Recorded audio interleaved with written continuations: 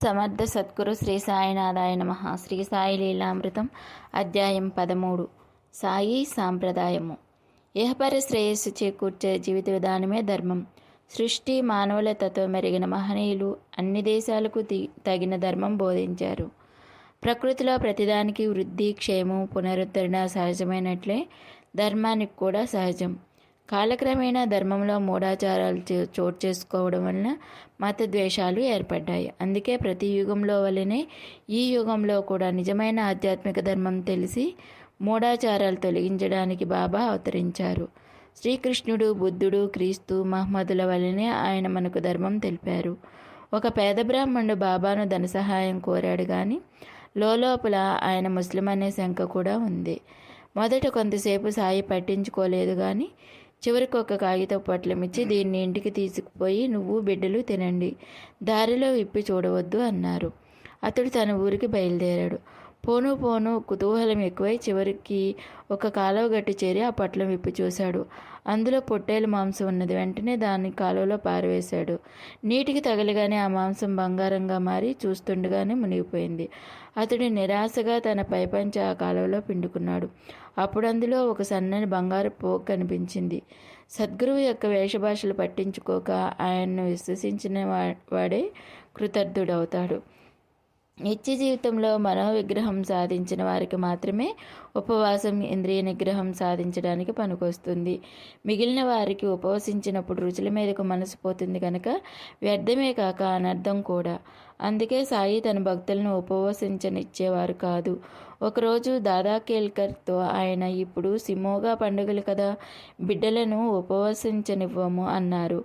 ఆయన మాటలు ఎవరికీ అర్థం కాలేదు. కొద్దిసేపట్లో శ్రీమతి గోఖలే షిర్డీ చేరి కేల్కర్ ఇంట్లో సామాను పెట్టి మసీదు చేరింది. అప్పుడు సాయి నెమ్మదిగా ఈ బిడ్డలకు పెట్టాలి, ఈ ఉపవాసం తపవాసం ఎందుకు, దాదా కేల్కర్ ఇంటికి వెళ్ళి పోలీలు చేసి మనం తినాలి, దాదాకు అతని బిడ్డలకు పెట్టాలి అన్నారు. సరిగా అదే సమయంలో కేల్కర్ భార్య బహిష్టు అయింది. ఇంట్లో వంట చేసేవారెవరూ లేరు కనుక శ్రీమతి గోఖలేనే ఆ ఇంట్లో వంట చేసి ఆ కుటుంబానికి పెట్టి తినవలసి వచ్చింది. నిజానికి ఆమె మొదట షిరిడీ వెళ్ళి సాయి సన్నిధిలో 3 రోజులు ఉపవసించాలనుకున్నారట. ఒకసారి దీక్షిత్ యావజ్జీవితం రాత్రి ఉపవసించాలని నిశ్చయించుకున్నాడు. నాటి సాయంత్రం అతడు సాయి మసీదు చేరగానే సాయి, రాత్రి భోజనానికి ఏం చేయిస్తావు అన్నారు. మీరేది చేయించమంటే అది అన్నాడు దీక్షిత్. మామూలే, రొట్టెలు కూర చేయించి అక్కడే నైవేద్యం పెట్టి నీవు తిను అన్నారు బాబా. బాబా ఈరోజు అలానే చేస్తాను, రేపటి నుండి నేను రాత్రి భోజనం చేయను అన్నాడు దీక్షిత్. బాబా అప్పుడేమీ మాట్లాడలేదు కానీ రోజు సాయంత్రం అలానే హెచ్చరిస్తున్నారు. అంతటితో ఆ నియమం మానుకున్నాడు దీక్షిత్. ఒకరోజు అందరూ హారతికి మసీదుకి వెళ్ళినప్పుడు బల్వంత్ నాచ్ నేను వెళ్ళి భోజనం చేయమన్నారు బాబా. ఆ రోజు ఏకాదశి. సాటి భక్తులిద్దరూ ఉపవసిస్తుంటే తాను తినడం బాగుండదని అతడు ఆ రోజు భోజనం చేయనన్నాడు. నిజానికి అతడు ఎన్నడూ ఉపవసించడు. బాబా అతని సహచరులను చూసి, వీరు పిచ్చివాళ్ళు, నీవైనా వాడాకు పోయి భోజనం చేసిరా అన్నారు. వంటవాడు చికాకుపడి, ఆరతి అయితే గాని భోజనం పెట్టనన్నాడు. నాచ్నే మసీద్ చేరగానే భోజనం చేసావా అన్నారు బాబా. అతడు జరిగినది చెప్పక ఆరతి అయ్యాక తింటానన్నాడు. బాబా పట్టుదలగా భోజనం అయ్యాకనే ఆరతి జరుగుతుంది అన్నారు. వంటవాడు వడ్డించక తప్పలేదు. భోజనం తర్వాత నాచ్నే చేత తాంబూలం తినిపించారు బాబా. శ్యామ తరచుగా ద్వారకలో 50 కోట్ల మంది యాదవులు ఉండేవారని, రామునికి యుద్ధంలో సహాయంగా 1 కోటి మంది వానరులు ఒక చోట చేరారని వ్రాశారు. అది నిజమేనా అని అడిగితే సాయి, అది నిజమే, రాముడు కృష్ణుడు అవతరించింది కూడా నిజమే, వారంతా చీమల పుట్టల్లా ఒకరిపైనొకరు చేరారు అన్నారు. అతడు చూసినట్లే చెప్తున్నారే అంటే ఆయన, అవును చూశాను, నాకు నీకు ఎన్నో జన్మలు గడిచాయి, నాకు అన్నీ గుర్తున్నాయి, నీకు గుర్తులేవు. ఇప్పుడు ఎలా ఉన్నావో అప్పుడు అలానే ఉన్నావు, నేను కూడా అప్పుడు ఎలా ఉన్నానో ఇప్పుడు అలానే ఉన్నాను అన్నారు. మరోసారి ఇతడే బ్రహ్మలోకం మొదలవి ఉంటే చూపమని పట్టుబట్టాడు. భగవంతుని ముందు అవి అల్పాలని, అశాశ్వతములని, వాటిని పట్టించుకోవద్దని చెప్పినా అతడు వినలేదు. బాబా అతన్ని కళ్ళు మూసుకోమన్నారు. అతనికి ఆయా లోకాలు కనిపిస్తూ ఉంటే బాబా సత్యలోకంలో బ్రహ్మను, వైకుంఠంలో విష్ణువును, కైలాసంలో శివుణ్ణి చూపి మనం కోరవలసింది వీటికి అతీతమైనది అన్నారు. నాగ్పూర్ జిల్లాకు చెందిన భీష్మకు 1908లో ఒక రాత్రి కలలో ఒక నల్లని సద్బ్రాహ్మణుడు దర్శనమిచ్చి ఒక కాగితం మీద సచ్చిదానంద అన్న మంత్రం చూపాడు. తర్వాత అతడు ఒక సాధువుని అడిగితే అది అతని సద్గురు నామం అని చెప్పాడు. తర్వాత అతడు షిరిడి వచ్చినప్పుడు సాయి అతన్ని చూస్తేనే నవ్వి జై సచ్చిదానంద అన్నారు. అతను ఆశ్చర్యపోయి అతనికి స్వప్న దర్శనం ఇచ్చిన గురువు వీరేనేమో అనుకున్నాడు. కానీ వారి వైష్ణవులు, సాయి ముస్లిం కదా అని శంకించాడు. ఒకరోజు సాయి, మేమే సర్వత్రా సంచరిస్తున్నాము. బొంబాయి, పూణే, నాగ్పూర్ మొదలగు ప్రదేశాలన్నీ రామమయమే. తెలిసిందా మిత్రమా, నీవు 5 లడ్డూలు ఇవ్వాలి అన్నారు.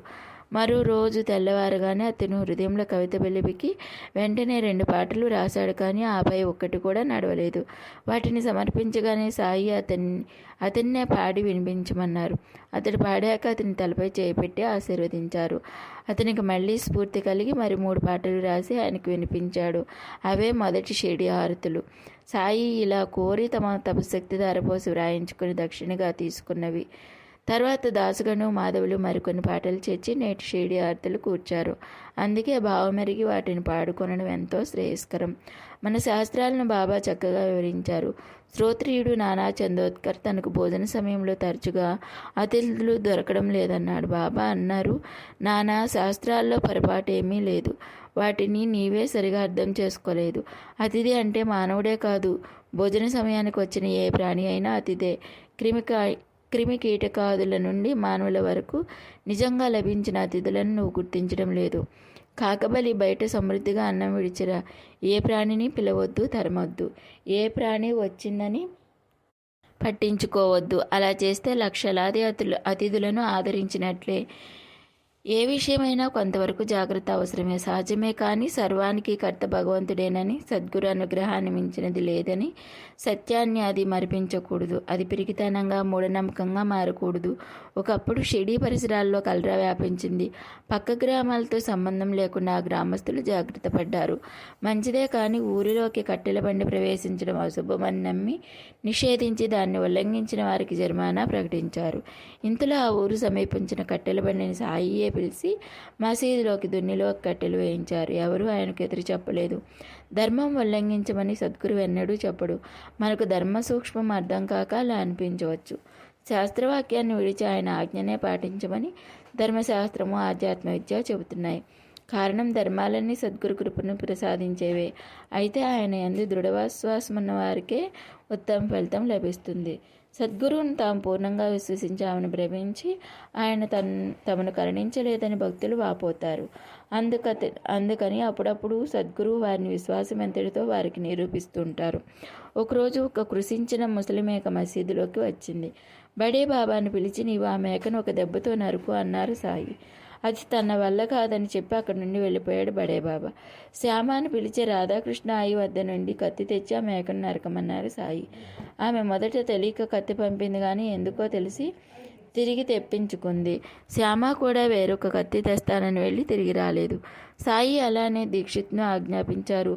అతడు కత్తి తెచ్చాడు, కానీ సాయి కేవలం తన భక్తిని పరీక్షిస్తున్నారని తెలిసి వెనకాడుతుంటే మేకను నరకమని ఆజ్ఞాపించారు.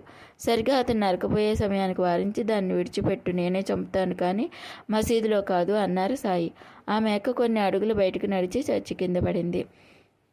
దాదా కేల్కర్ ఆచారపరుడు. ఒకప్పుడు అతనికి పైకమిచ్చి మాంసం తెమ్మన్నారు బాబా. ఆ సద్బ్రాహ్మణుడు నిస్సంకోచంగా బయలుదేరాడు. అతడు సాయి అతన్ని వారించి మరెవరినైనా పంపమన్నారు. తర్వాత అసలు మాంసమే అవసరం లేదన్నారు. మరొకప్పుడు ఆయన వంట చేస్తూ అతన్ని పిలిచి మాంసపు పులావ్ ఎలా ఉందో చూడు అన్నారు. అతడు చూడకుండానే బాగానే ఉన్నది అన్నాడు. చూడకుండానే బాగుందంటావే, మూత తీసి చూడు అంటూ సాయి అతన్ని చేతిని గుండెలోకి తోసి గరిటతో కొంచెం పళ్ళెంలో వేసి ఆచారం గురించి భయపడకు అని ప్రేమగా గిల్లారు. ఇటువంటి విషయాల్లో సాయి ముస్లిం భక్తులను కూడా విడిచిపెట్టలేదు. ఒక ముస్లిం తనకు సంతానం కలిగితే షిరిడీలో మిఠాయి పంచుతానని మొక్కుకున్నాడు. అతని కోరిక ఫలించింది. అతడు షిరిడీ చేరి మిఠాయి పంచడానికి బాబా అనుమతి కోరాడు. ఆయన నవ్వి మారుతి ఆలయంలో పంచమన్నారు. అతడు నివ్వెరపోయి, నేను ముస్లింను కదా, అదెలా సాధ్యం అన్నారు. బాబా నవ్వుతూ, ఇటీవల జరిగిన యుద్ధంలో మారుతి అల్లాను ఓడించాడు అని ఉగ్రులై, ఏం ముస్లింరా నీవు, ఆలయంలో మిఠాయి పంచుపో అని గద్దించారు. సర్వగతుడైన భగవంతునిపై భక్తికి మతభేదం ఆటంకం కాదని వారి భావం. అతడు బాబా ఆజ్ఞను పాటించాడు. నైజాం రాష్ట్రానికి చెందిన ఒక ముస్లిం మత ప్రముఖుడు షిరిడి వచ్చి మసీదులో అగ్నిహోత్రము, వంటలు మొదలగునవి ఉంచడం గురించి బాబాతో, ఇది ముస్లింలైన మీకు తగదు, అల్లా మిమ్మల్ని సహించడు అన్నాడు. సాయి ఉగ్రులై, నీవు అసలు ముస్లింవేనా? నీకు నమాజ్, పరియత్, ఖురాన్లు తెలుసా? ముస్లింలు మాత్రమే దేవుని చేత సృష్టింపబడ్డారా? తక్కిన వారిని ఎవరికైనా జీతానికి అప్పగించారా? వారి చావు పుట్టుకలు, ఆకలి దప్పుల్లో ఏమైనా తేడా ఉన్నదా? అసలైన ఇస్లాం నాకు తెలుసు. భగవంతుని శక్తిని రుజువు చేయగలవాడే ముస్లిం అన్నారు. ఆ కాజీ సాయంత్రం వరకు మౌనంగా మసీదు ముంగిట పచారులు చేసి బాబాకు మోకరిల్లి తనను అనుగ్రహించమని కోరాడు. అతన్ని 3-4 రోజులు తమ దగ్గర ఉంచుకుని ఆశీర్వదించి పంపారు బాబా. ధర్మాచరణ, భగవంతునికి శరణాగతి మాత్రమే ఇస్లాం ధర్మమని ఖురాన్ చెబుతోంది. సాయి మతమౌఢ్యాన్ని నిరసించేవారు. భక్తులు ఆయన్ను మొదట పూలతో మాత్రమే పూజించేవారు. ఒక మహల్సాపతి మాత్రమే ఆయన కంఠానికి చందనమద్దేవారు. ఒకనాటి రాత్రి అతనికి స్వప్నంలో ముఖానికి చందనం ధరించి సాయి దర్శనమిచ్చారు. మరో రోజు నుండి అతడు సాయిని అలానే అలంకరించసాగాడు. అతన్ని వారించమని ముస్లింలు కోరినా ఆయన అభ్యంతరం చెప్పలేదు. వారిలో కొందరు సంగమనేరులోని కాజీతో సంప్రదించి సాయి ముఖాన చందనం అద్దిన వారిని దండించదలిచారు. మొహుద్దీన్ తంబూలి ఆ విషయం మహల్సాపతికి చెప్పాడు. మరో రోజు అతడు మసీదు ముంగిటి నుండే సాయిని పూజిస్తున్నాడు. సాయి అతన్ని లోపలికొచ్చి, నా ముఖాన్ని చందనమద్దు, ఎవరడ్డొస్తారో చూస్తాను అని గద్దించారు. ఆ ముస్లింలు భయపడి వెళ్ళిపోయారు. హిందువులు నిర్భయంగా తమ మతానుసారం సాయిని ఆరాధించసాగారు. వేరు మతాల వారికి దైవం వేరైతే మతం మార్చుకోవడం ద్రోహం, లజ్జాకరం. దైవం ఒక్కడే అయితే మతం మార్చుకోవడం అనవసరం. ఒక హిందూ యువకుడిని ముస్లింగా మార్చి గర్వంగా బాబాకు చూపాడు బడే బాబా. సాయి ఉగ్రులే ఆ యువకుని చెంప మీద కొట్టి, నీ అబ్బను మార్చుకున్నావట్రా అని అన్నారు. హిందువులు తమ మతాచారాలతో మసీదును అపవిత్రం చేస్తున్నారని తలచాడు ఒక పఠాను. ఒకనాటి రాత్రి చావడిలో పడుకున్న సాయి చెంతకు వెళ్ళి అక్కడ నిద్రిస్తున్న హిందువులను చూపుతూ, మీరు అనుమతిస్తే మసీదును అపవిత్రం చేస్తున్న వీరందరినీ ఇప్పుడే చంపేస్తాను అన్నాడు. సాయి శాంతంగా, ఇందులో తప్పేదైనా ఉంటే అది నాదే, వారందరినీ చంపే కంటే నన్నే చంపితే సమస్య తీరుతుంది అన్నారు. అతడు నివ్వెరపోయి ఆ సంకల్పం విడిచాడు. కానీ మరొక పఠాను అందుకు కూడా సిద్ధమయ్యాడు. ఒకరోజు సాయి మసీదులో అటు ఇటు తిరుగుతున్నారు. ఇతడు చేతిలో దుడ్డుకర్ర తీసుకుని వెనక నుండి వచ్చి సాయిని కొట్టబోయాడు. అతడు కర్ర ఎత్తిన క్షణంలో ఆయన అతని వైపు తీవ్రంగా చూసి అతడి చేయిని తాకారు. అదేం చిత్రమో, అతడి బలమంతా పోయి కుప్పకూలాడు. నాటితో అతడు ఆ సంకల్పం విడిచాడు. ఇలాంటి ముస్లిమే మరొకడు హిందువులను భ్రష్టులను చేయదలిచి బాబా లెండీకి వెళ్ళినప్పుడు మసీదులోకి మంచినీటి కుండలలో తాను త్రాగిన నీళ్లను కలిపాడు. ఇంతలో బాబా తిరిగి వచ్చి ఆ నీళ్లు పారబోసి కుండలు పగలగొట్టి పెద్దగా తిట్టారు. హిందూ భక్తుల వలె పాత్రులైన ముస్లింలను కూడా సంస్కరించి అనుగ్రహించేవారు సాయి. ఎన్నోసార్లు మక్కా యాత్ర చేసిన ఒక ముస్లిం హాజీ సిద్దిక్ సాల్కే షిరిడి వచ్చాడు. అతన్ని చూస్తూనే బాబా ఉగ్రులై 2 నెలల వరకు అతన్ని మసీదులోకి ప్రవేశించనీయలేదు. ఒకరోజు శ్యామ అతని తరపున ప్రార్థిస్తే ఆ హాజీ బావి దగ్గరకు సన్నని కాలిబాటన వస్తాడా అని అన్నారు బాబా. హాజీని అడిగితే అతడు వస్తానన్నాడు. అది విని సాయి 4 వాయిదాల్లో 40,000 చెల్లిస్తాడా అన్నారు. శ్యామ అడిగి వచ్చి అతడు 40 లక్షలైనా ఇవ్వడానికి సిద్ధమేనని చెప్పాడు. ఈసారి ఆయన, మేము ఒక మేకను కోస్తాం, అతడికి తల, పిరుదలు, వృషణాలు ఏది కావాలో కనుక్కో అన్నారు. బాబాగారి మట్టి కుండలోని చిన్న రొట్టె ముక్క చాలు అని కబురు చేశాడు హాజీ. అది విన్న సాయి పట్టరాని ఆవేశంతో మసీదులోని పాత్రలన్నీ బయట పారేసి కప్ని చేతులు పైకి ముడుచుకుంటూ కోపంగా హాజీ వద్దకు వచ్చి, ఇక్కడున్నది ఎవరనుకున్నావు? మక్క యాత్ర చేశానని గర్వమా? ఖురాన్ అలా చెప్పిందా? ఇంత చేసి నీవు నన్ను ఎరగవు అన్నారు. హాజీ భయంతో వణికిపోయాడు. బాబా మసీదుకు తిరిగి వచ్చి తమ వద్దనున్న పైకంతో పండ్లు కొని హాజీకి పంపి 50 రూపాయలు కూడా ఇచ్చారు. నాటి నుండి అతడు మసీదులో ప్రవేశించడానికి సాయి అనుమతించారు. ఆయన చెప్పిన మేక శరీరంలోని భాగాలు ధర్మార్థ కామాలు. హాజీ కోరినది సాయి నిత్యం అనుభవించే మోక్షం. సాయి పాత్రలోని చిన్న రొట్టె ముక్క కోరడంలో హాజీ గురువుచ్చిష్టం కోరాడు. సాయి చెప్పిన కాలిబాట కఠోరమైన సాధన. ఆ 40,000 రూపాయలు అంతఃకరణ చతుష్టయం. కానీ అవి మొదట తాను హాజీననే గర్వంలో చిక్కుకున్నాయి. అతడు తమను శరణు పొందాకనే సాయి కోపంతో అతని గర్వం అంచడం సరి అయిన గురువుల పద్ధతి. అది నెరవేరగానే తమ సంతోషానికి సంకేతంగా సాయి పండ్లు కానుక ప్రసాదించారు. ఇలానే హిందువులను కూడా సంస్కరించారు సాయి. బలవంత్ నాజ్నే 1915లో ఒకనాటి రాత్రి 8 గంటలకు సాయిని దర్శించి ముక్తి మార్గం చెప్పమని ప్రార్థించాడు. దేవ్పూర్ వెళ్ళి అక్కడ అనాదిగా మీ పూర్వీకులు అర్చిస్తున్న శిలలను ఆశ్రయించు అన్నారు సాయి. అతనికి ఏమీ అర్థం కాలేదు. ఇంటికి వెళ్ళాక నిజంగానే వారి పూర్వీకులు దేవ్పూర్లోని కొన్ని విగ్రహాలను పూజించేవారని అతని తండ్రి చెప్పాడు. 5 తరాలకు ముందు వారి పూర్వీకుడు బాబా ప్రయాగ్ తమ 70 ఏట సంతానం కోసం ఏకనాథుని శిష్యుడైన బాబా భాగవత్ అనే మహాత్ముని త్రయంబకేశ్వరంలో దర్శించాడు. ఆయన ఆశీస్సులతో కలిగిన పసిబిడ్డను దేవపూర్ తీసుకువెళ్ళి జ్ఞానేశ్వరి వ్రాత ప్రతి చేతుల్లో పెట్టారు భాగవత్.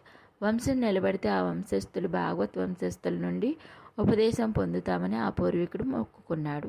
ఇదంతా సాయికి తెలియడమే ఆశ్చర్యం. అయినా చాలా సంవత్సరాలకు నాజ్నే 1927లో నానా మహారాజ్ అనే 15 సంవత్సరాల మహాత్ముని దర్శించాడు. ఆయన దేవ్పూర్ వెళ్ళావా అన్నారు. నాజ్నే ఆశ్చర్యపోయి ఆ గురువంశంలో నాకంటే పెద్దలెవరూ లేరని వెళ్ళలేదు అన్నాడు. అయితేనేం, నా గురువు శ్రీ దోయ్పోడే నాకంటే చిన్నవారు. నీ గురువు పేరు భాగవత్ అన్నారు ఆ మహాత్ముడు. నాజ్నే త్వరలో దేవ్పూర్ వెళ్ళి ఉపదేశం పొందాడు. సంవత్సరం తర్వాత నాను మహారాజ్ బొంబాయి వస్తున్నారని అతనికి తెలిసి స్టేషన్కి వెళ్ళాడు నాజ్నే. నాను మహారాజ్ అతనికి తమ గురువులైన 8 సంవత్సరాల శ్రీపాద్ దోయ్పోడేని చూపించారు. తర్వాత శ్రీపాదులు కొంతకాలం గుంటూరులో మెట్రిక్ చదివారట.